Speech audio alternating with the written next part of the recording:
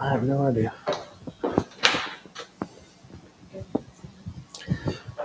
Welcome.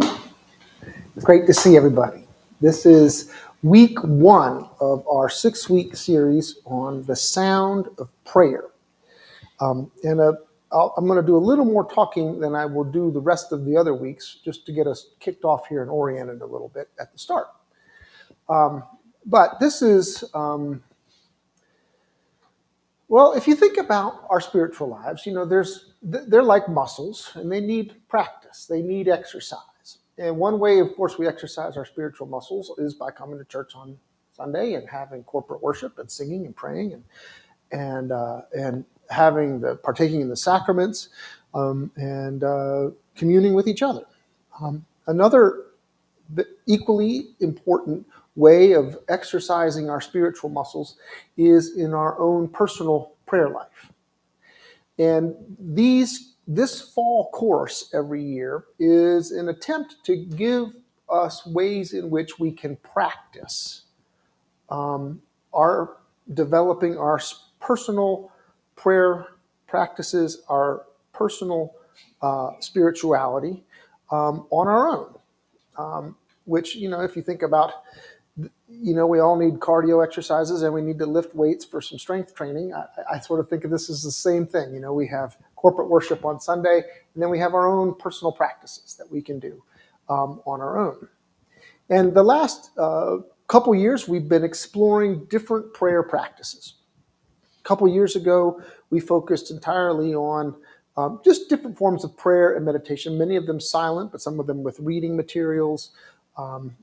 Then last year, we focused on different ways of praying with movement, with our bodies, with communing with the divine, with this wonderful physical body that God has given us.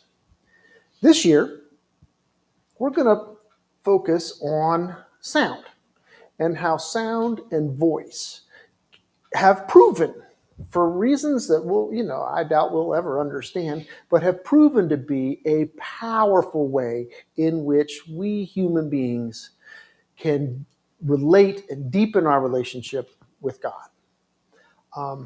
And you can just imagine over the thousands and thousands of years in which human beings have been humming tunes to themselves and banging on things, and bumping into each other and trying to mix and match tones with each other, and discovering over these thousands and thousands of years various ways in which it just seemed to bring them closer together and closer to God. So we're going to explore a number of ways in which we do that, and we can integrate sound and voice into our personal prayer life. That's what this is all about. So typically, every lesson that we have will begin with not more than maybe a 5 or 10 minute talk about the practice that we're going to engage in while we're here. But this is meant to be a practicum. I mean, we are here to practice these things, not just to hear about them and understand them, but to do them. And in the hopes of that little bit of practice will then encourage us to practice it at home. Okay. So with that preamble, I'll talk a little bit specifically about today's lesson. This first week is, I will admit, a little out there.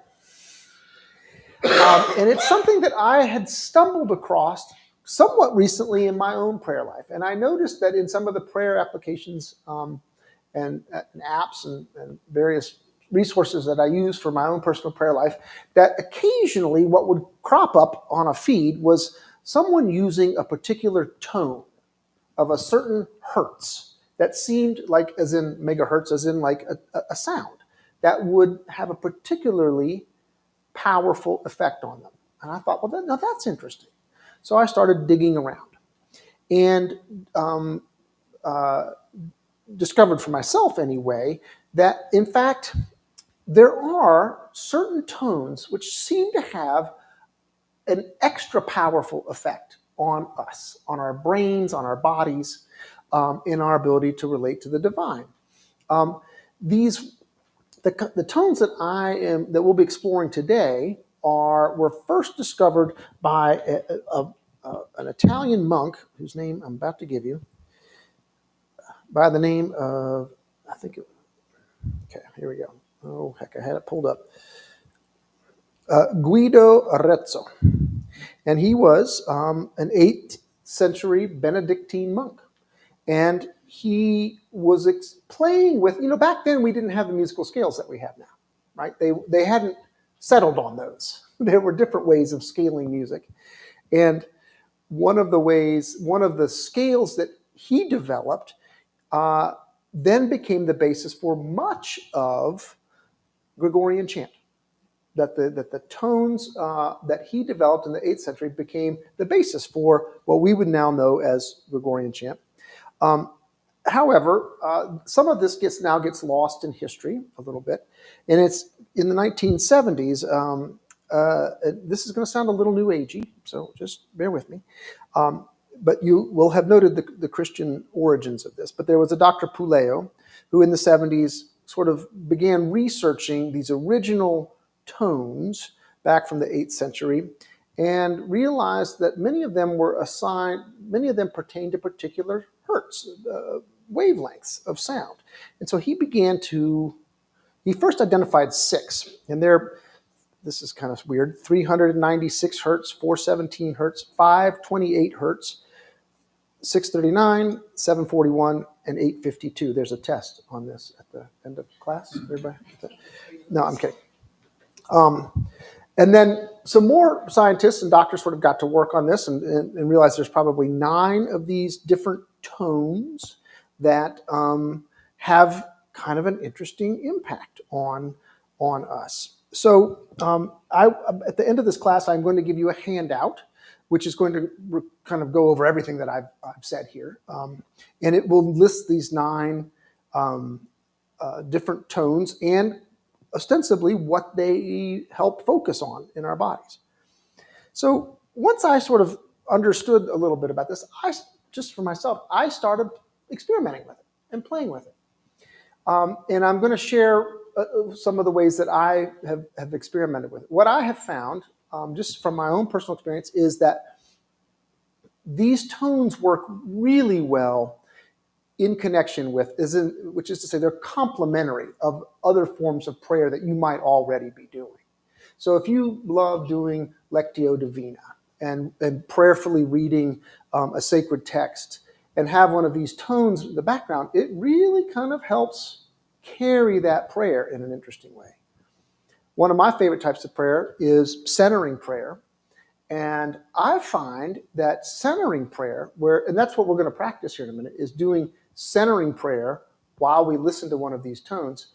I find the image that I have with it is while I'm focusing on meditating on a particular word or phrase, it's almost like I'm getting carried away in the way that a wave catches you when you're body surfing or boogie boarding in the ocean. It just kind of picks me up and carries me further than I would have ever thought.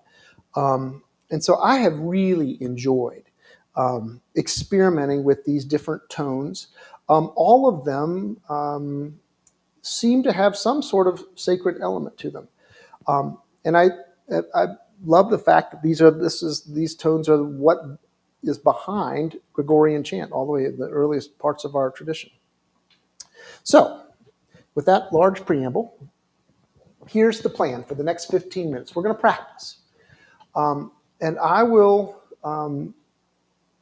lead a guided meditation in centering prayer, which you'll see is a well-established practice in contemplative Christian prayer practices. And I'll guide you through it. It's very quiet, very meditative. It's a wonderful way of calming and focusing your mind. But in the background, I'm going to be playing this tone throughout the time. The tone that I'm playing is the one is the 528 hertz. And so I'll begin with that tone, and then I'll kind of guide us through about 15 minutes of meditation. And I want you just to pay attention to how the music and the sounds carry you throughout this 15 minutes of prayer practice. Is that clear? Okay. All right. Okay. Let me start. So you'll hear both the tone and a starting bell and an ending bell. Okay. I think actually I even put sometimes what I do is because it takes me a while to settle into things, I put there's a bell, there'll be a starting bell, a bell after 5 minutes, which just kind of lets you know that that was your 5 minutes to get settled down. And now we're beginning the meditation properly. And then there's an ending bell. All of this may be a little hard to hear because of the tone that will be playing behind all of it. So we'll give it a shot. Again, the wonderful thing about this is it's practice. We're just practicing. And we're practicing exploring ways in which we can deepen our connection to God through doing this. Okay.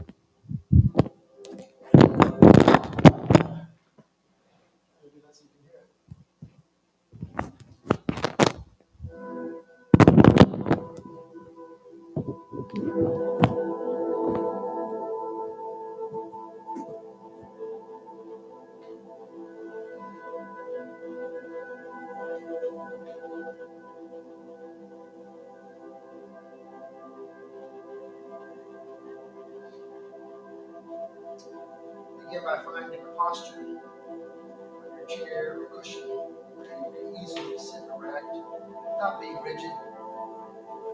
Let your body be firmly planted on the earth. Your hands resting easily, your heart soft, your eyes gently closed.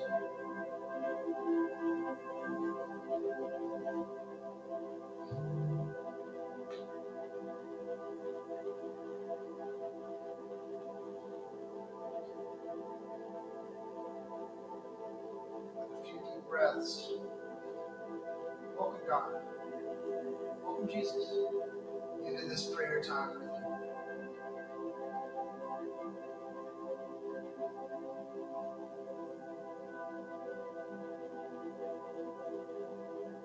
What is the grace from God that you desire?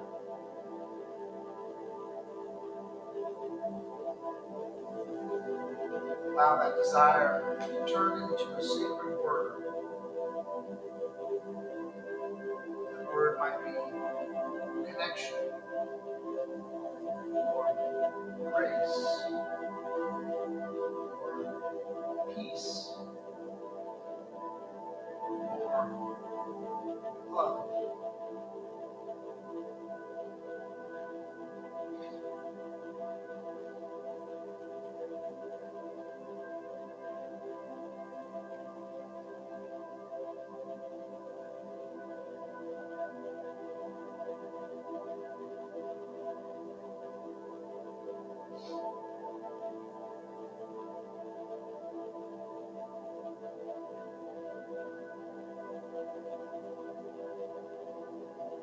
As you listen to the tone, ground yourself in your physical sensations for a few minutes. Become aware of the sensations in your body. Feel the sensations as they flow through you. The sensations in your head,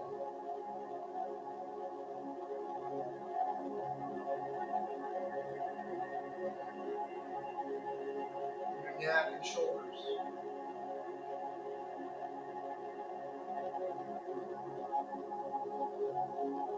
your elbows,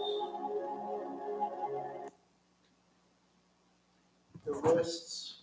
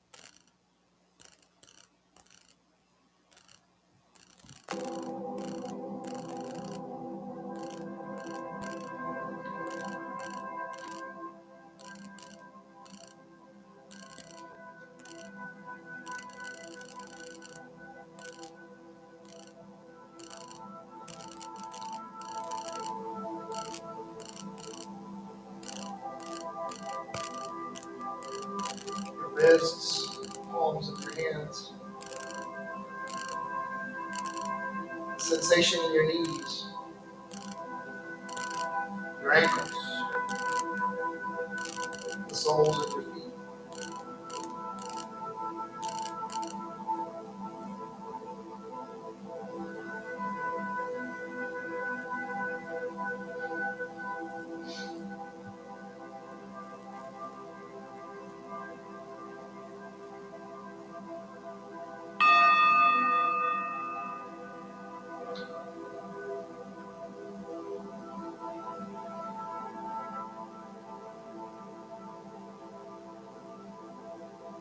Gently introduce your word into your mind and let yourself simply be with it.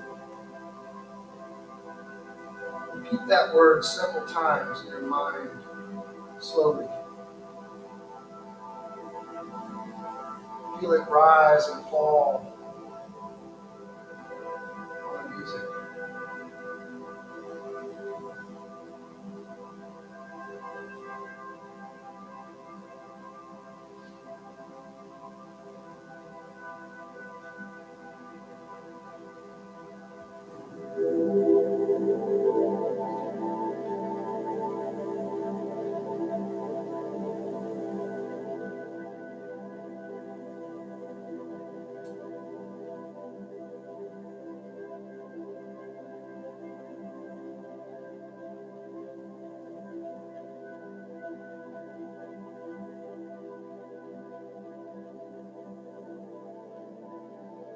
That word, God, connection to God,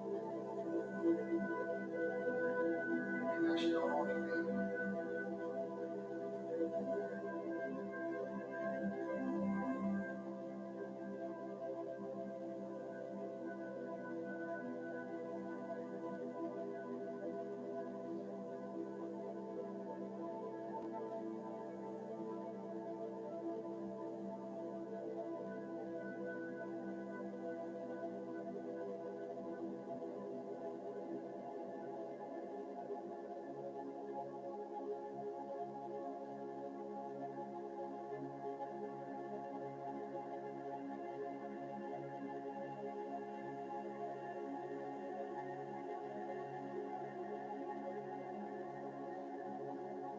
As thoughts and other distractions arise, allow them to pass freely. Let go of any call,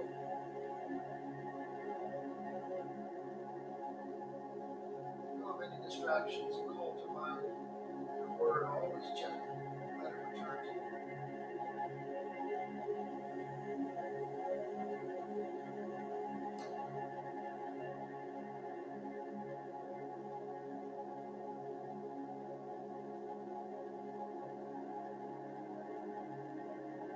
See if you can find a way for your word and its music to move together. Dance together.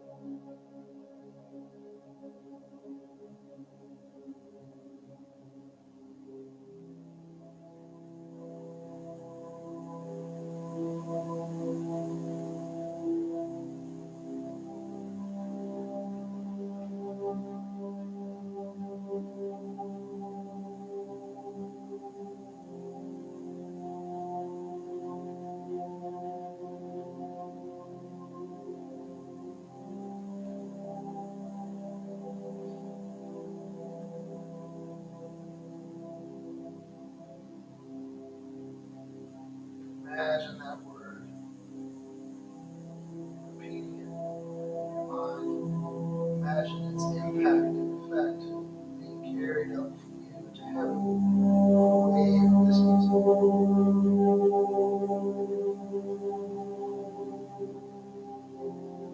That peace, that love, that gratitude spreading all throughout the world. Connecting to God.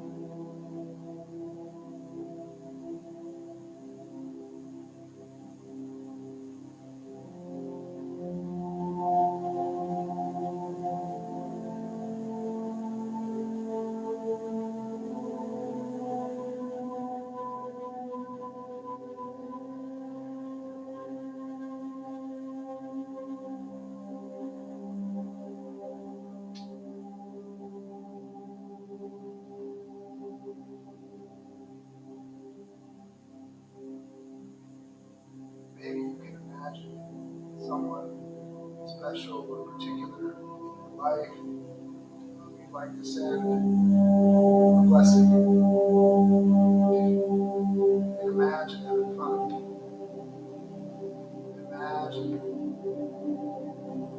your word blessing them, healing them, lifting them, connecting them to you and to the Lord.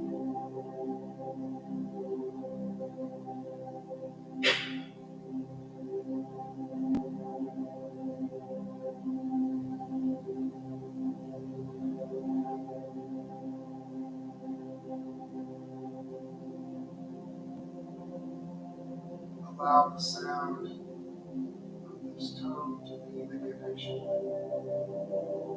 between you and this special person.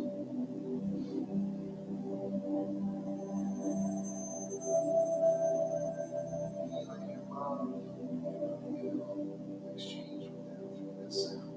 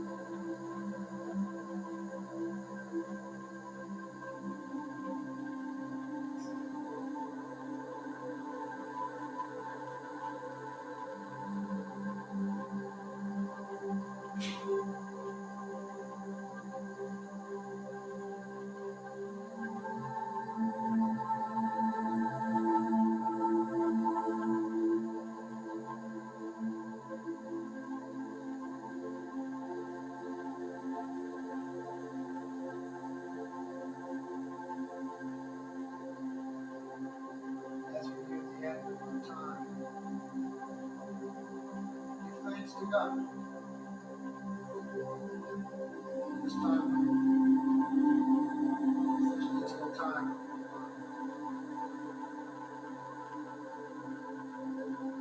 Grace and word to share with you.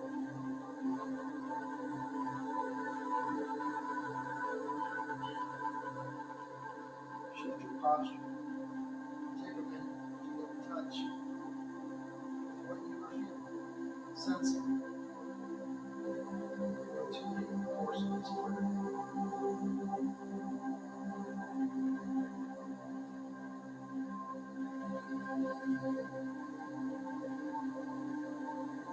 Thank you, love, and gracious God. So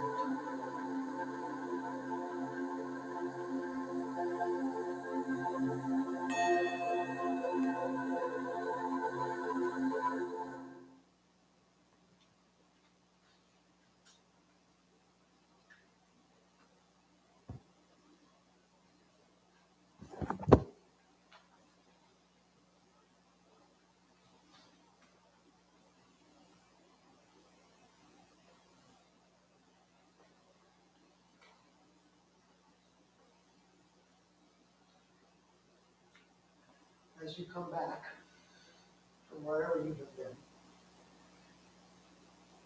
if there's something that you feel you might want to share with the rest of the group, I think that would be lovely.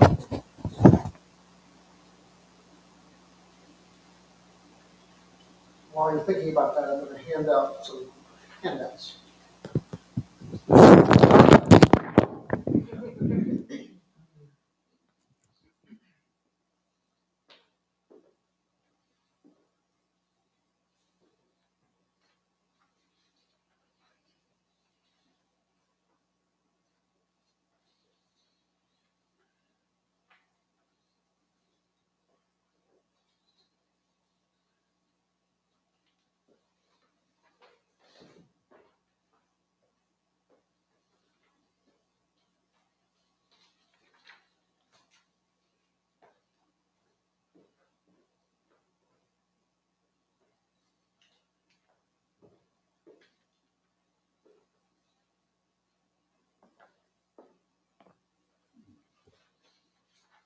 I hate to break the silence. But I'll go first and say, Zach, that wasn't weird.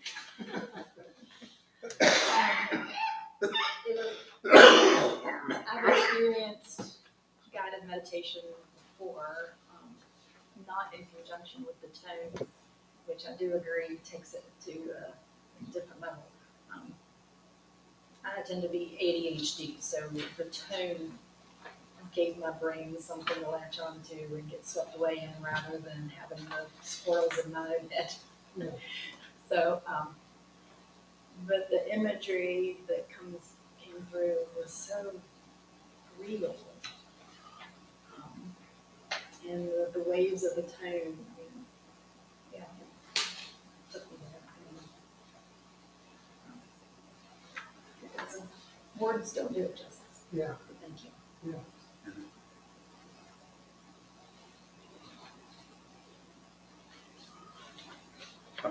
I've always found centering prayer to be, I mean, that's always been the go-to, even with all the different types we've done. I find myself going back to that over and over again. And, I agree with Amy. I've probably got a few more squirrels than she does, but the tone helps. And I had some concerns that it might be a little bit like, the Twilight Zone, with the one tone kind of like going. But no, it was very helpful. Very helpful. And you were going to say something? I guess it's more of a question. I'm familiar with the God frequency, which is like 986, Mm-hmm. somewhere there maybe. Yeah. What is the difference? I'm a little confused about, because what I understood was the God frequency that was one that you directed yourself towards. But I'm interested in the 5. What is it? Yeah, 528. What's the? Yeah, that one is I think really associated with healing. 528. Yeah, I think so. Yeah, and they're listed on here. Now, I'll be honest. The skeptic in me is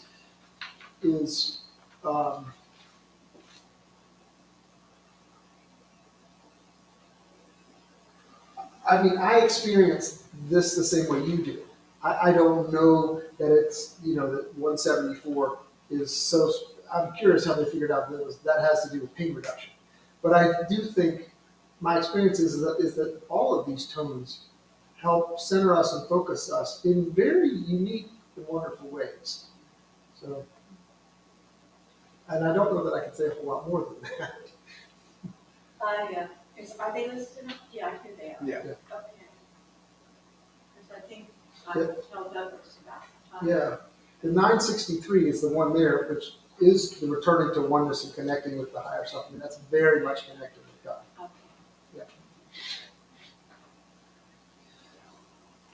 I was distracted because I was expecting one constant tone. Yeah. And it's actually changing in pitch. Yeah. It's not, so I'm curious why they say It's 1 hertz, yeah. one, Yeah, it's 1 thank you. hertz. 440 is the A, Yeah. the 2, and that's vibrations per minute. So Uh-huh. I'm curious what this combination is. Yeah. Because it's something else. Is there a connection between the different hertz and chakras? Because they kind of talk That would about not surprise me.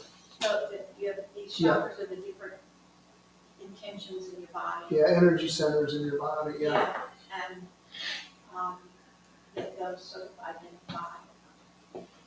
I didn't see any literature about that, but it wouldn't surprise me if there were some. There's 2 practices that I do to tones, yoga, and, what I'll call this a practice, it's just fun, the salt cave. No. Yes, that's what it Is that where you went to? it reminded me of that. Yeah, except this has ruined the salt cave for me, now I can't just fall asleep. Maybe it's different. Yeah, is that, but I mean, you know, so those are both things I find very pleasurable and very intense and very, well, for me, relaxing. And, so I was just wondering, yeah, like, when I go to yoga to it on Monday night, I'll try to figure out what they're playing and if they, well, that way, you know, I mean, again, that's what Ann is talking about. There's certain tones that are, or certain chakras that you're supposed to be focusing on for some of this stuff. But it definitely quiets you. Once Oh, you're yeah. quiet. And it gives you somewhere to focus so you don't. Yeah. Yeah, You know, I think and- it definitely helps you bring your. when I do centering prayer, I do often end up picking up the air conditioner or the fan or Yeah. something like that. Yeah. So, you know, I think it would be a lot less distracting to have a tone as opposed to like, you know, the people coming in downstairs. Last one up next week, close the door. Yeah, If you're, there are a number of different ways to find these tones. So I was playing a playlist off of Spotify. And any streaming service that you do, you can just search for the solfeggio tones and they'll all come up. Or you can search for a specific one on any streaming service. The other way that's very easy to do if your phone is or computer or screen is just to go on YouTube. Same thing, you can just search for the solfeggio tones and put those in there, and the ones that you want will come up, and you can. I was listening to some. They have some that are even live, but they're just like perpetually on, and so you can have those playing that. And I will give a plug for something that I should probably, be getting residuals for, because I think I've sold a lot of it for them, but. There's a really wonderful app, and I mentioned it here on number 3, the Insight Timer, and that's it's like every app. There's a free component and a part you can pay for, and I recommend just the free component, and I use it every day. And you can set it up for just doing basic timed meditations where there's a bell at the start and a bell at the end, so it's like a timer. But it also has thousands and thousands of downloaded guided meditations from about everything, about every chakra you'd ever want to, or healing prayer, or loving kindness meditation, or whatever. So it's a great app for developing your spiritual life, and it was out of that app actually that I kind of began experimenting with some of these tones. So it was in part responsible for tonight. Did you do it with earbuds in? I don't, because I don't like doing that, but so I go hide in my office when I do this. I just wondered if you experience the enhanced out of it Yeah. I would imagine so. because you're shutting out other noise. So If you have good earbuds. I've given you a bit of homework. You'll look at page 2. And so part of this is that I'd like for you all to practice these practices. So sort of some guidelines for setting up a personal practice if you don't have one already. And finding a place where you can, find a place in the morning. And if you can, commit to 20 minutes a day for the next 6 weeks, if that's possible. And see if you can't follow, for this next week, practice using one of these solfeggio tones. And there's some guidelines in here about how you might do that. It is helpful. It requires a bit of training, but once you're sort of in it, it becomes so much easier to just get up, get the cup of coffee, and go find your seat or your spot or whatever that is. And I'm incapable of praying without coffee. It just can't happen. So, Are I you allowed don't to make- sit during the meditation? what's that? Are you allowed to sit during the meditation? What? Oh, you caught me. I just want to. I allow myself, I put 2 interval bells during my session, which was when I'm sort of changing to electrophysiology, and I'm allowed to sip during the bell. Okay. So I put as many bells in there as you need.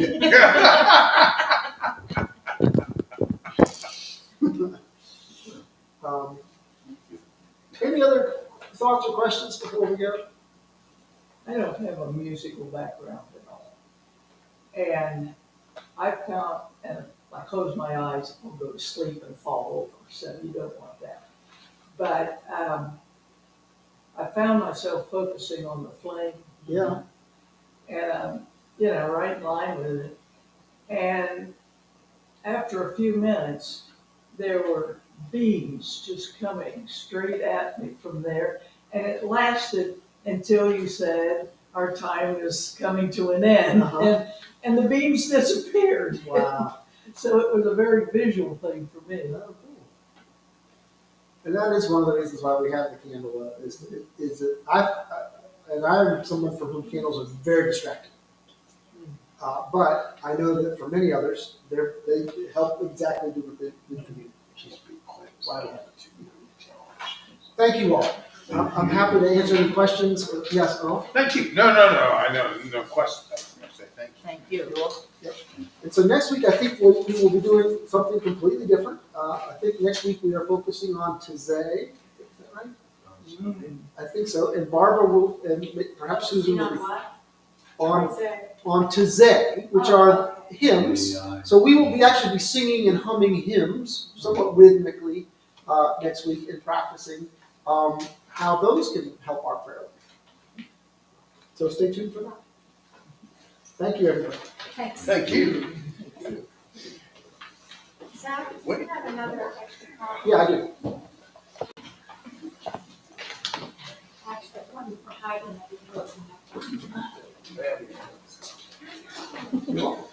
I bet Doug will be way into that if he's not already. Yeah. Well, he knows a lot about it. Do you want any gumbo if it's left over, please? I know we're not getting that to you, Sandy, or Lucy. I'll take it. Let's see what we have. Give it to the next one.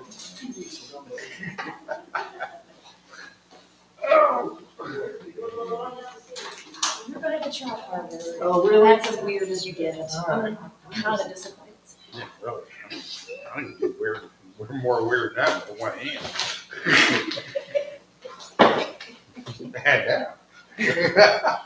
We had a really good, I guess the class is called spirituality. Oh, yeah. Cynthia Byers. Okay. She's from West Virginia, she's in Virginia now. Priest. Yeah. She was fantastic. Yeah. She led us through. Lots of good stuff like that. Yeah, stuff like that. Good. Well, it's so funny, like I know that the bishop is on all of us all the time, our morning prayer. I tell you what, Sounds good to me. silent prayer, meditate prayer is magic. I can't do all that talking. So I just like, this, it's true. Yeah. I need to do something like this because my brain has forgotten how to settle down. Yeah. Well, you know what I was realizing today, you at the office, I was like, one of those YouTube channels, just have that page up, and it's just like, while you're, and you're like, oh, all of a sudden I'm focused more. Well, as soon as you started playing the tone, it brought me back to when I was taking my binoculars, Uh-huh. but kind of